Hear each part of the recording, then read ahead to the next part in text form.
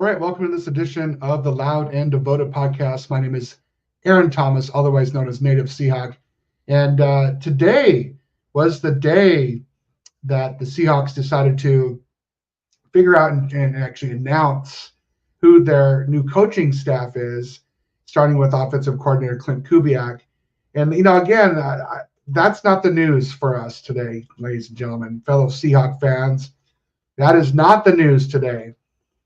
The news is not who are the new coaching staff for your Seattle Seahawks. It's who they kept or who they're choosing to keep so far, as we know that this could change at any day.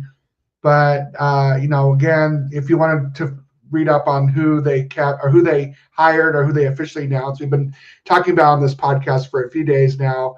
You can go on any other website, take a look at that. I'll tell you who that surprised me the most, who they're keeping, and if this is continuing to stay on, is Mack Brown, the tight ends coach for the Seahawks. Nothing against Mack Brown. I have a lot of respect for the fact that he's a coach in the National Football League and has been for 6 years. My concern is the fact that Klint Kubiak really emphasizes the tight end position in his scheme. That's what I loved about Grubb. I thought he also did that, but I don't want to speak ill of the dead. What I'm concerned about is going forward is, does Mack Brown, who was only an offensive assistant coach before coming to Seattle for the Jets, he didn't have too much tight end experience in coaching tight ends, and here he's being thrusted in the technical details of the tight end position on your Seahawks.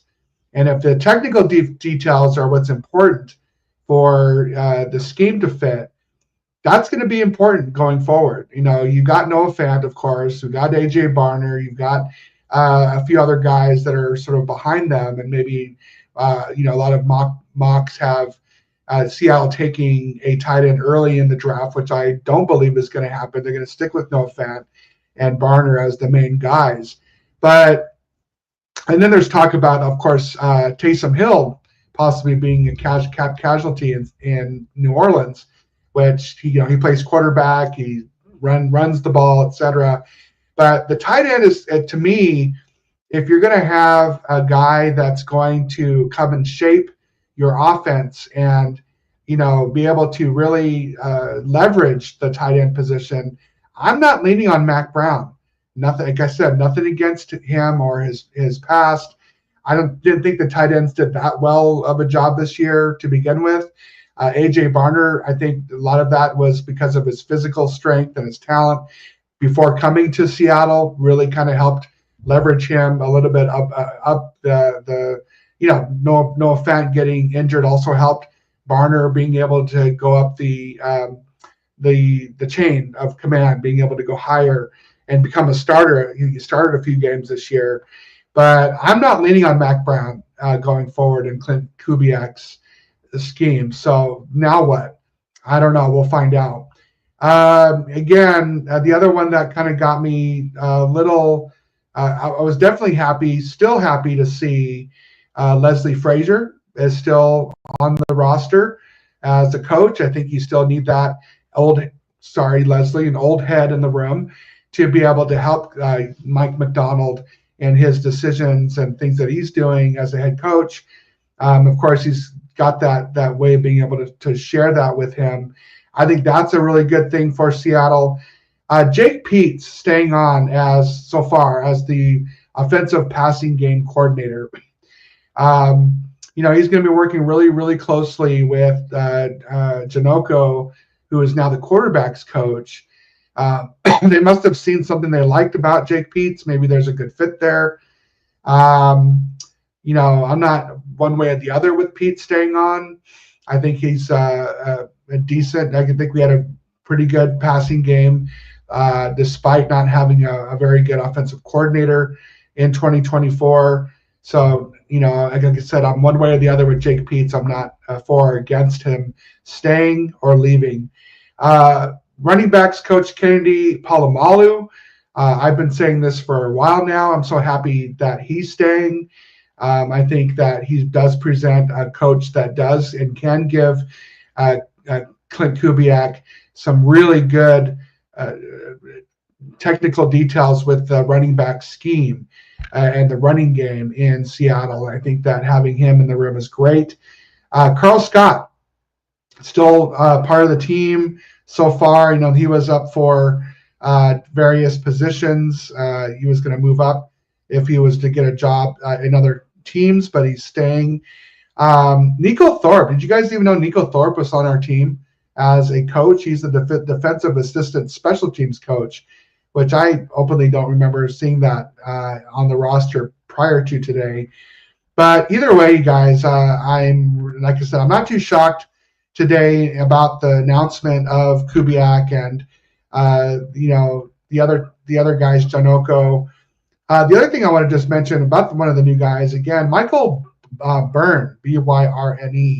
It's going to be his first season. He's had 1 year in the NFL, and that was last year with Clint Kubiak. And what is an offensive assistant? That's the one thing I wanted to kind of touch on today, because it's like, what does an offensive assistant really do? And so I looked it up. You just go on Google and you just ask AI, what does an offensive assistant do? In general, they help the offensive coaches and players, prepares the team for games. So they're kind of like a little bit of a gopher, but they do more than that. I'm pretty sure they prepare the team for the game, so they ensure that they're ready for any situation, playing out different scenarios. I like the fact that they update pre-practice data. So they're kind of data guys. If you look at what Michael Burns has done in the past, he's actually worked for, allegedly, according to LinkedIn, he was worked for Pro Football Focus, PFF, which some of you love PFF and some of you hate PFF because they use nothing but data to kind of give grades for position players and players around the NFL and teams. And so he helps recruit, they help strength training, they help with developing training tapes, and is a liaison with athletic trainers. So that's your new offensive assistant in Seattle. So I thought that was kind of an interesting thing. I really hope that they do lean on Michael Burns for data. I'm pretty sure they've used data in other ways to try to better scheme, try to figure out what the best scheme or fit is against a team. But if you can kind of incorporate data a little bit more, I think that's always a good thing. But don't overdo it. You don't want to be death by analysis or paralysis by analysis. You don't want that. You want to be able to use it to your advantage, but not overthink. So anyway, those are my initial gut thoughts. You can go on all the other podcasts and listen to what they loved about the announcements today with the 3 coaching staff changes. But it's the changes that I didn't make, I think, is an interesting thing for now. But again, that tight ends coach, I'm sorry, Mac, you got to go, gots to go. And that, Perini, I think that's his name. He's not even coaching right now, I don't believe, in the NFL. Brian Periani was my guy who I thought we would go after. I did have Janocko as my quarterback coach, that's who I'm thankful that they did go with him. And I also had James Craig, the former offensive line coach for San Francisco, as the offensive line coach over Benton. But Benton seemed like a legit fit. And then I had Polamalu as the running backs coach. But yeah, got to figure out that tight ends coach, guys. That's my thought for today.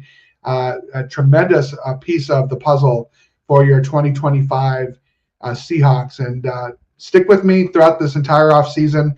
It's a long ways away till August before preseason football is here, and we get to actually see the guys out there on the field. So let's just stick together.